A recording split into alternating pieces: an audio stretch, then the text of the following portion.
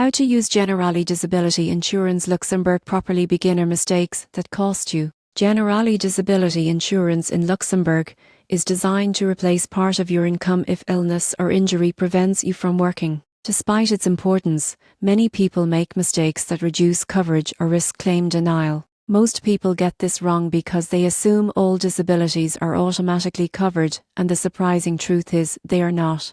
A frequent mistake is misunderstanding the definition of disability. Generali offers policies covering either your own occupation or any occupation. Choosing the wrong type can leave you underprotected if your disability affects only your current role. Ignoring the waiting period is another common error. This is the time before benefits start. Longer waiting periods reduce premiums but leave you financially exposed. Shorter periods cost more but provide faster support. Aligning this with your savings and monthly expenses is essential.